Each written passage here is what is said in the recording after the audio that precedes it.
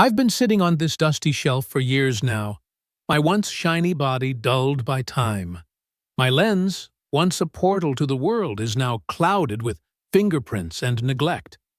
But I remember everything, every click of my shutter, every flash of light, every moment I captured. I am an old camera, and this is my story. I was born in a factory somewhere in Japan, assembled with precision and care. My body was sleek, my lens sharp, and my mechanics flawless. I was a marvel of technology back then, a prized possession for anyone lucky enough to own me. My first owner was a young man named Michael. He was in his 20s, full of dreams and ambition, and he treated me like a treasure. Together, we explored the world. Michael was a photographer, not a professional one, but he had an eye for beauty. He took me everywhere: parks, city streets, family gatherings. I remember the first photo he took with me. It was a picture of his dog, a golden retriever named Max. Max was sitting in the backyard, the sunlight catching his fur just right. Michael was so proud of that photo. He framed it and hung it on the wall. Over the years, I became more than just a tool for Michael. I became a witness to his life. I captured his first date with Sarah, the woman who would later become his wife. I was there at their wedding, snapping photos of their first kiss as husband and wife.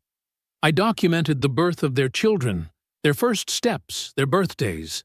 I was there for all of it. But life isn't always kind, and I saw that too. I remember the day Michael and Sarah had their first big fight. It was over something trivial, but it escalated quickly. Michael grabbed me and stormed out of the house. He ended up at the park, sitting on a bench, staring at the photos he had taken over the years. I could feel his sadness, his regret. He didn't take any pictures that day. As the years went by, Michael used me less and less. Smartphones became the new cameras, and I was left behind. I spent most of my time in a drawer, forgotten. Occasionally, Michael would take me out, but it was never the same. He was older now, his hair graying, his hands less steady. The photos he took were fewer, but they were still filled with the same love and care. One day, Michael's grandson, Ethan, found me in the drawer.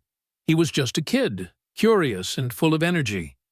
He asked Michael about me, and for the first time in years, Michael smiled as he told Ethan my story. Ethan was fascinated. He wanted to use me, to take pictures like his grandpa did. Michael showed him how, and for a brief moment, I felt alive again. Ethan took me on adventures, just like Michael used to. He wasn't as skilled, but he had the same passion. He took pictures of everything: flowers, bugs, his friends. He even took a picture of Michael and Sarah, sitting together on the porch, holding hands. It was a beautiful photo, one that reminded me of the early days. But time is relentless, and it wasn't long before I was put back in the drawer. Ethan grew up, and like his grandpa, he moved on to newer, shinier gadgets. I was left behind once more. Years passed, and Michael grew old. One day, he took me out of the drawer for the last time. His hands trembled as he held me, his eyes filled with tears. He took one final photo, a self-portrait. It wasn't perfect. The lighting was off, and the focus was slightly blurry. But it was real. It was raw. It was Michael. After Michael passed away, I was placed on this shelf, a relic of a bygone era. People come and go, glancing at me but never picking me up. I am just an old camera to them, a piece of junk. But I know the truth. I am a keeper of memories, a witness to a life well lived. And even though I am no longer in use, I am still here, holding on to the moments that made life beautiful. Because that's what I do. I remember. One day, something unexpected happened. A young woman entered the house. Her name was Emily, Michael's great-granddaughter. She had bright eyes and a curious spirit, much like Ethan when he was a boy. She was helping her parents sort through Michael's belongings, deciding what to keep and what to let go. Her hands brushed against me as she reached for a box on the shelf. She paused, picking me up carefully, as if sensing I was more than just an object. "What's this?" she asked, turning me over in her hands. Her mother glanced over. "Oh, that's your great-grandpa's old camera. He used to take pictures with it all the time." Emily's eyes lit up. "Can I keep it?" Her mother shrugged. "If you want. It probably doesn't work anymore." But Emily didn't care. She took me home, cleaned me up, and even found a way to get film for me. It wasn't easy. Film cameras were practically antiques by now, but she was determined. She wanted to see the world through my lens, just like Michael had. The first time she used me, it felt like waking up from a long sleep. The click of my shutter, the whir of my mechanics. It was like music. Emily wasn't a professional photographer, but she had a natural talent. She captured moments that others might overlook. The way sunlight filtered through the trees, the laughter of children playing in the park, the quiet beauty of an empty street at dawn. She also discovered something else. Michael's old photos. They were tucked away in a box, faded but still full of life. Emily spent hours going through them, piecing together the story of her great-grandfather's life. She saw the world as he had seen it, through my lens. She laughed at the silly photos, marveled at the beautiful ones, and cried at the bittersweet ones. One photo in particular caught her attention. It was the last photo Michael had ever taken. The self-portrait. It wasn't perfect, but it was powerful. Emily felt a connection to him in that moment, as if she could feel his presence through the image. She decided to frame it and hang it on her wall, a tribute to the man who had seen the world through me. Emily started taking me on her own adventures. She traveled to places Michael had never been, capturing moments that were uniquely hers. She took me to the mountains, where the air was crisp and the views were breathtaking.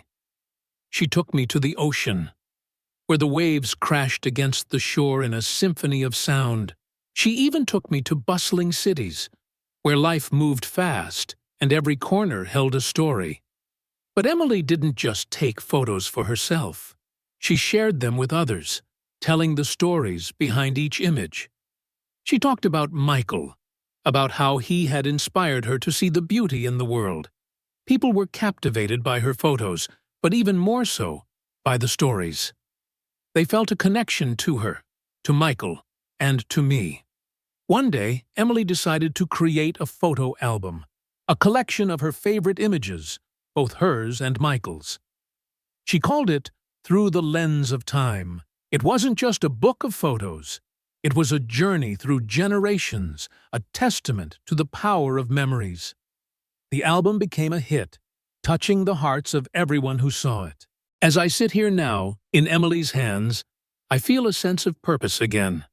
I am no longer just an old camera gathering dust. I am a bridge between the past and the present, a storyteller in my own right. And as long as there are moments to capture, stories to tell, and people to inspire, I will continue to do what I was made for. Because I am more than just a camera. I am a keeper of memories, a witness to life, and a reminder that even the smallest moments can hold the greatest meaning. Emily's passion for photography grew stronger with each passing day. She began to see the world differently, noticing the little things that most people overlooked. A child's fleeting smile, the way rain danced on a windowpane, or the quiet dignity of an elderly couple holding hands on a park bench. She captured it all, and with every click of my shutter, I felt alive again.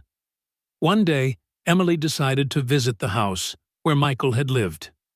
It had been sold after his passing, but she wanted to see it one last time. She brought me along, of course, and as she stood outside the familiar home, memories flooded back to me. I remembered the laughter, the love, and even the sorrow that had filled those walls. Emily took a photo of the house, the sunlight casting a warm glow over it, as if the house itself was smiling. As she walked around the neighborhood, she met an elderly woman sitting on her porch. The woman introduced herself as Mrs. Henderson, a longtime neighbor of Michael's. When Emily mentioned her great-grandfather, Mrs. Henderson's face lit up. "Michael was a wonderful man," she said. "He used to show me the photos he took with that camera of yours. He had such a gift for capturing the beauty in everyday life." Emily smiled and showed Mrs. Henderson some of the photos she had taken. The woman's eyes welled up with tears as she looked through them. "You have his gift," she said softly. "He would be so proud of you." That moment stayed with Emily. It was a reminder of the legacy Michael had left behind, not just through his photos, but through the way he had inspired others to see the world differently. Emily realized that photography wasn't just about capturing images. It was about preserving memories, connecting people, and telling stories that would outlive her.